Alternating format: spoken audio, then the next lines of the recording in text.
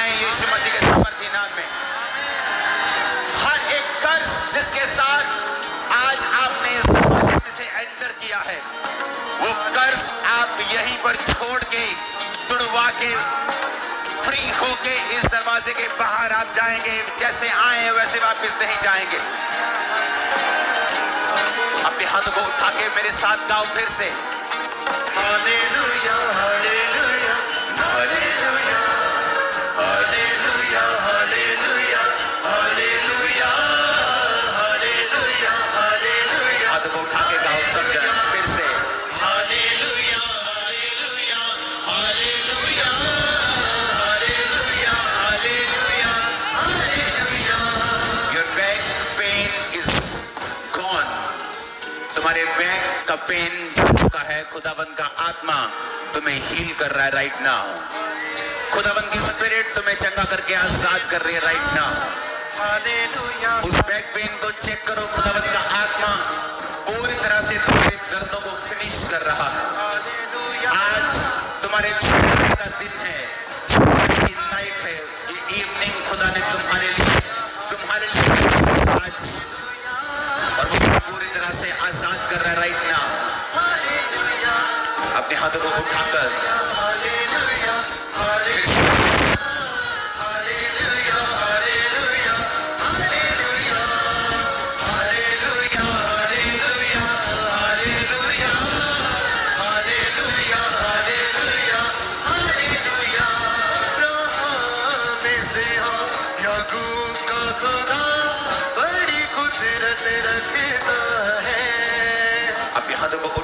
अगर आज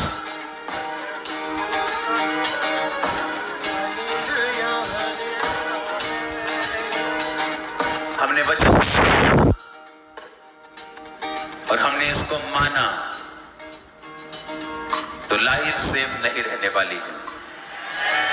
अपने हाथों को उठाओ टीम। हम टेस्टिमनीज को थोड़ी देर रोक लेंगे अभी, थोड़ी देर रोक लेंगे अभी। मैं जानता हूं खुदावन का आत्मा हील कर रहा है, लेकिन टेस्टिमनीज को रोकेंगे अभी 2 सेकंड के लिए, 4 सेकंड के लिए। अपने हाथों को उठाएंगे और पूरी प्यास के साथ खुदा को कहेंगे, परमेश्वर आज मैं तेरे वचन के लिए प्यासा हूं। I am thirsty for your word. आज मैं तेरे वचन को सुनने के लिए तैयार हूं।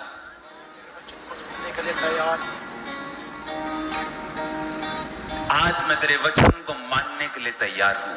आज मैं तेरे वचन को मानने के लिए तैयार हूं। मैं सुनूंगा, मानूंगा और प्रचार करूंगा।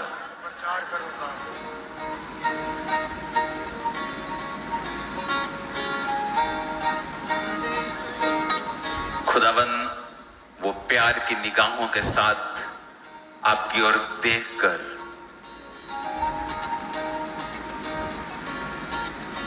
आपको कह रहा है कि तेरे बंधन टूट चुके हैं। क्योंकि आज मैं प्रोफेटिकली ये डिजर्न कर रहा हूं, ये मैं देख रहा हूं कि आज इस वर्ड को और डिक्लेरेशन को सुनने के बाद आप बंधनों से आजाद होंगे। आज आपने टेस्टिमनीज को सुना, आपने देखा कैसे सालों से लोग एक बीमारी से जूझ रहे थे और कल नाइट की मीटिंग में परमेश्वर ने किस तरह से उन्हें छुआ और वो उस तरह से बीमारी गायब हो गई जैसे उनकी लाइफ में कभी थी नहीं, जैसी थी नहीं।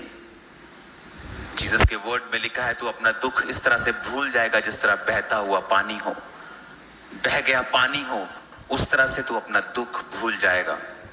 अपने हाथों को उठाओ। मेरे सर्वशक्तिमान पिता, आज जो तेरा वचन है तौबा करने का, खुदा बाप,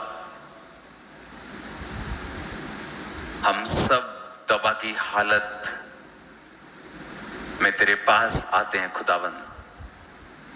तेरा आत्मा हमें सिखाए और समझाए, वफादार रहना सिखाए, कमियों को दूर करे और हमें अपनी ग्रेस दे। आज तेरे लोग जो सुने और फलों को लेके आए,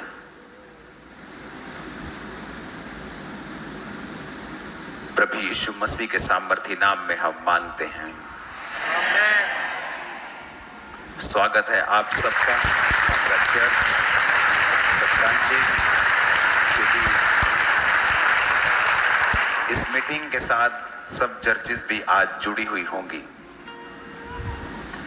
अपनी बाइबल को उठाओ एक हाथ में और अपनी सीट पे बैठकर मेरे साथ ये वचन कहो कि मैं वायदा करता हूं आज जो कुछ मैं सुनूंगा मैं उसे भूलूंगा नहीं।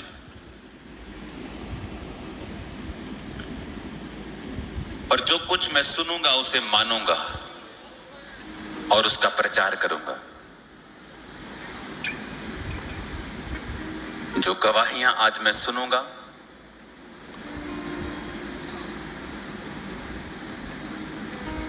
मैं उन्हें ध्यान से ग्रहण करूंगा।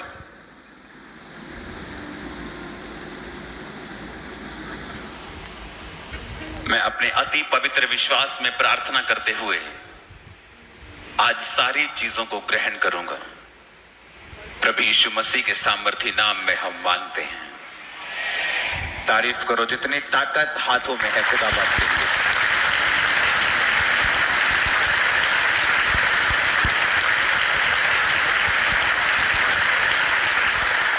बाइबल कहती है कि गवाहों का एक बड़ा बादल तुमको घेरे हुए है। टेस्टिमनीज ये बताने के लिए नहीं है कि जीसस क्राइस्ट इस मिनिस्ट्री के द्वारा कार्य कर रहे हैं या इस मिनिस्ट्री के द्वारा, वो ये बताने के लिए कि वो काम आज भी कर रहा है, वो किसी के द्वारा भी कर रहा हो। माइक चल रहा है, बोल कोई भी रहा हो, उसकी हीलिंग पावर आज भी अवेलेबल है।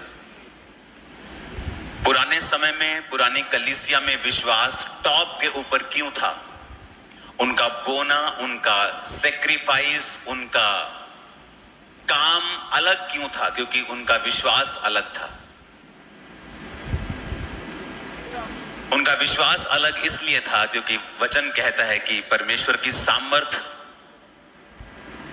उनमें काम करती थी और वो दिखती थी। सिर्फ वो बातें नहीं करते थे, सिर्फ बातों में परमेश्वर का प्रचार नहीं होता था, आधा अधूरा प्रचार नहीं होता था, सिर्फ हीलिंग ही नहीं होती थी, प्रचार भी होता था। और जीसस ने जो कहा था कि जाओ और सुसमाचार सुनाओ, हमने सुसमाचार तो सुनाया लेकिन जीसस का आधा सुनाया। और उसने कहा जाओ और लंगड़ों को चंगा करो, अंधों को आंखें दो, मुर्दों को जिलाओ, कोढ़ियों को शुद्ध करो। ये सुसमाचार का हिस्सा है, लेकिन लोगों ने इस हिस्से को काट दिया और सिर्फ तौबा के ऊपर प्रचार करने लगे। मैं भी तौबा के ऊपर आज प्रचार करूंगा आपको, क्योंकि परमेश्वर ने मुझे ऐसा करने के लिए कहा है। लेकिन हीलिंग और डिलीवरेंस आपकी हेल्प करती है। आप चर्च में हैं, आपका सिर दर्द कर रहा है, आपको साउंड सुनाई देने में दिक्कत हो रही है कि आप साउंड आपके सिर को पेन कर रहा है, लेकिन जैसे ही हीलिंग होती है आप वर्शिप को एंजॉय करना स्टार्ट करते हैं। इसका मतलब healing is a good thing. अब आप लेट नहीं है सर्विस में क्योंकि आपकी बॉडी परफेक्ट है। Healing is a good thing. यीशु मसीह ने हील किया जब वो गुस्से में था और सब लोग देख रहे थे कि आज क्या सबत के दिन ये चंगा करता है। और वचन कहता है उसने चारों और यीशु मसीह ने क्रोध से देखा, गुस्से से देखा और उस सूखे हाथ वाले व्यक्ति को कहा अपना हाथ बढ़ा, और लिखा वो सीधा हो गया। यीशु मसीह जब खुश थे उसने चंगा किया। यीशु मसीह जब रोए लाजर के कब्र के पास तब भी उसने जिंदा किया। जब वो गुस्से में थे तब भी चंगा किया, जब वो नाराज थे तब भी चंगा किया, जब वो खुश थे तब भी चंगा किया। क्योंकि जीसस जो हीलिंग है वो जीसस क्राइस्ट का नेचर है। इट्स नेचर, ये उसका नेचर है। जब कोढ़ी आके परमेश्वर को कहता है प्रभु अगर तू चाहे तो मुझे शुद्ध कर सकता है, मैं नहीं जानता तेरी इच्छा क्या है। और जीसस ने कहा मैं चाहता हूं तू शुद्ध हो जाए। इसका मतलब परमेश्वर चाहता है हम हील हों। तब भी आज कलीसिया के बहुत से लोग बीमार रहते हैं। जीसस ने कोड़े खा लिए फिर भी आप बीमार रहते हैं। आज उसी के बारे में हम डिस्कस करेंगे कि कौन सी ऐसी कड़ी है, क्या मिस कर रहे हैं हम कि जो कुछ परमेश्वर ने हमारे लिए कर दिया है उसका पूरा फायदा कलीसिया नहीं उठा पा रही है। क्योंकि जीसस की इच्छा है आपको हील करना, डिलीवर करना, आपको श्राप से फ्री करना। इसलिए तो उसने कहा जाओ और कंगालों को सुसमाचार सुनाओ कि तुम्हारे श्राप टूट जाएंगे। जाओ और अंधों को सुसमाचार सुनाओ, उनको आंखें दो, और कोड़ियों को शुद्ध करो और मुर्दों को जिलाओ। अपने हाथों को उठाकर कहो, आज जो कुछ मैं सुन रहा हूं ये मेरे लिए है, परमेश्वर मुझसे बात कर रहा है। आमीन। कल का वचन याद है? जब तुम नाना प्रकार की परीक्षाओं में पढ़ो तो इसको पूरे सुनाई नहीं दिया मेरे को, नहीं ऐसा नहीं लिखा। पूरे आनंद, पूरा आनंद। घर में शादी होती है ना बेटे की, बेटी की, पूरा आनंद। इमेजिन करो ये जो पहला बेबी डेड हुआ, उसकी वजह से इस सिस्टर ने सोचा कि मैं परमेश्वर के करीब जाती हूं। बॉर्न क्रिश्चियन होने के बावजूद भी परमेश्वर से दूर थी। इसका मतलब अगर आप अपनी परीक्षाओं के आगे देखेंगे और परमेश्वर के हाथ को खोजेंगे, आपको कुछ बेटर और बेस्ट मिलने वाला है। अब ये परीक्षा जब निकली, वो परमेश्वर के करीब है, बेबी हो चुका है, सेकंड बेबी पेट में है, परमेश्वर के साथ संबंध बन चुका है, उसके साथ नाता पक्का हो चुका है। जब तुम नाना प्रकार की परीक्षाओं में पढ़ो तो इसे पूरे आनंद की बात समझो। मैं आपको टेस्टिमनी दूं, पूरी तो नहीं दे पाऊंगा, ये वाली मैं एक्सप्लेन नहीं कर पाऊंगा। मैंने अपनी लाइफ में रोज मिरेकल्स देखे हैं, आपने भी देखे हैं, आज भी हम देखेंगे, कल भी हमने देखे हैं। मेरे आसपास कितने मिरेकल्स जिन्होंने पाए हैं वो खड़े, मैं खड़ा हूं। लेकिन एक बात बताऊं, इन मिरेकल्स के बावजूद भी, सामर्थी होने के बावजूद भी मैं टिका नहीं रहता परमेश्वर में, अगर 2005 की कुछ परीक्षाएं मेरे जीवन में ना आती। आप इमेजिन कर सकते हैं? इतना देखने के बाद भी शायद मैं टिका नहीं रहता, क्योंकि उन परीक्षाओं ने साबित किया है कुछ परमेश्वर के वचनों को कि वो रियल है मेरी लाइफ में। और 2005 में मैं परमेश्वर में आए, मुझे अभी 6 महीने हुए थे और मेरा डिप्रेशन और दुष्ट आत्मा के अटैक 10 गुना बढ़ गए थे।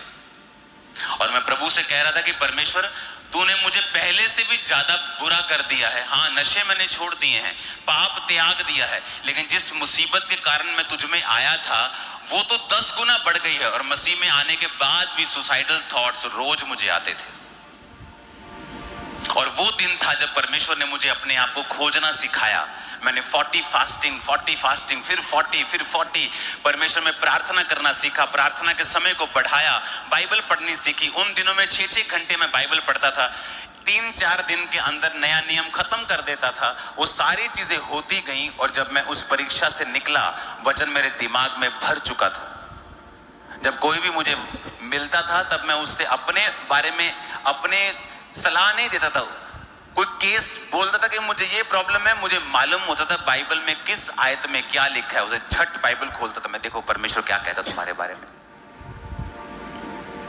देखो परमेश्वर ने, अच्छा ये दिक्कत है, देखो परमेश्वर क्या कहता है। फैमिली की प्रॉब्लम, देखो परमेश्वर रोमियो में क्या कहता है। तुम उस परीक्षा ने मेरी हेल्प की, तब नहीं लगता था कि मेरी हेल्प कर रही है, मुझे लगता कि ये मुझे डिस्ट्रॉय कर रही है, ये मुझे खत्म कर रही है, ये मुझे मेंटल टॉर्चर कर रही है। परमेश्वर मुझसे प्यार नहीं करता, अगर वो करता तो मुझे इस तरह के कंडीशन में वो क्यों डालता। मसीह होने के बावजूद, पाप छोड़ने के बावजूद, अपनी फैमिली को, फ्रेंड्स को, सब कुछ मैंने छोड़ दिया है, तब भी मैं तंग हूं, तभी भी दुखी हूं। इसलिए मैंने कहा, अगर आप अपनी परीक्षा के आगे देखने में विफल रहे, आप बहुत बड़ा हिस्सा मिस कर देंगे। उन परीक्षाओं में जो मैंने चखा है, आज मेरी हेल्प कर रहा है टिके रहने के लिए। आज मुझे किसी की गवाही की जरूरत नहीं है कि यीशु मसीह जीवित है। मैंने चखा है और इतना करीब से चखा है कि मैं उसको पूरी गवाही में दे ही नहीं सकता कभी भी। वो ऐसी बारीक बातें हैं, वो ऐसी गहरी बातें हैं जो मैंने परमेश्वर से सीखी हैं। और तब तो मैं दुखी हो रहा था, तब तो मैं मुश्किल में था, तब तो लग रहा था कि मैं नॉर्मल व्यक्तियों के जैसा क्यों अपनी लाइफ को नहीं बिता पा रहा हूं। ऐसा मैंने क्या पाप कर दिया है कि मेरी जिंदगी में ये भारी मुसीबत है। लेकिन आज मुझे उसका सवाल का जवाब मिलता है कि वो आज के लिए था, कि आज जब मेरे पास सब कुछ हो तब मैं टिका रहूं। मुझे परमेश्वर के वचन के ऊपर पूरा भरोसा है। मैं जानता हूं मैंने चखा है, परखा है। आज वही विश्वास आप अपने जनरेशंस के लिए अपने अंदर लेके जा रहे हैं इन जीसस नेम। हालेलुया। कहता पूरे आनंद की बात समझो। लेकिन जब किसी का बेबी ऐसा हो जाता है, उसे अगर बताओ कि आपको पूरा आनंद की बात समझना है, आपको आनंद मनाना है, आपको दुखी नहीं होना, वो कभी नहीं मानता। वो सवाल ही करेगा परमेश्वर के ऊपर। आप चाहे परमेश्वर में कभी पूरा हो ना हो, चर्च जाए ना जाए, प्रार्थना करे ना करे, लेकिन परमेश्वर के ऊपर झट सवाल करता है वो। परमेश्वर ने कहा अगर तू चाहता है कि विश्वास तेरे अंदर पूरा हो, तू सिद्ध हो जाए, सिथर हो जाए, तुम में किसी बात की घटी ना रहे, तो तू परीक्षाओं में स्थिर रहे। जब परीक्षा तेरे ऊपर आए तो उसे आनंद की बात समझना। हालेलुया।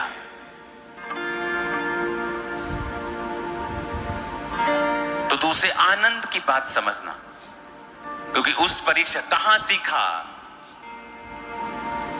दाऊद की लाइफ का सबसे बड़ा टर्न अराउंड गोलियत को मारना था। दाऊद की लाइफ का, आपके क्रिश्चियनिटी की जिंदगी में एक ऐसा मोड़ आता है जो आपकी लाइफ को सदा के लिए चेंज कर देता है। और वो सदा के लिए आपको एक ऐसे पथ के ऊपर आपको रख देता है जहां आप दूसरों से अलग दिखते हैं, आप दूसरों से अलग होते हैं, आपकी ग्रेस अलग होती है, आपकी परमेश्वर को पहचानने की परख अलग हो जाती है। परमेश्वर आपको अलग कर देता है एक गहरी ग्रेस से। वो मोड़ सब क्रिश्चियंस नहीं चख पाते हैं, वो ब्रेक थ्रू सब नहीं चख पाते हैं। वो ब्रेक थ्रू दाऊद की जिंदगी में तब आया जब दाऊद ने गोलियत को मारा। और कहां सीखा उसने गोफन चलाना, ये बताओ? जंगलों में। मोस्ट डिफिकल्ट टाइम दाऊद का जंगलों में। भाई ऐश कर रहे हैं, राजा की सेना में है, पाप कर रहे हैं, ऐश कर रहे हैं। दाऊद को लगता है यार ये अच्छे हैं, ये पाप भी करते हैं, ये दारू भी पीते हैं, पार्टियां भी करते हैं, सेकुलर भी हैं, सब जगहों में जाते भी हैं, एंजॉय करते हैं, लाइफ इनके जैसी होनी चाहिए। बट आप ऑर्डिनरी रह जाएंगे, ऑर्डिनरी की तरह ही मर जाएंगे और हेवन, आप हेवन में जाएंगे। पापी भी हेवन में जाएगा, पता है? अब लोग अच्छा ये कैसे? हेवन में परमेश्वर दिखाएगा उसको, ले बेटा देख ले, ये तू मिस कर रहा है, जब चल भाग। वो जाएगा, हेवन में जाएगा, उसका न्याय वहीं होगा ना।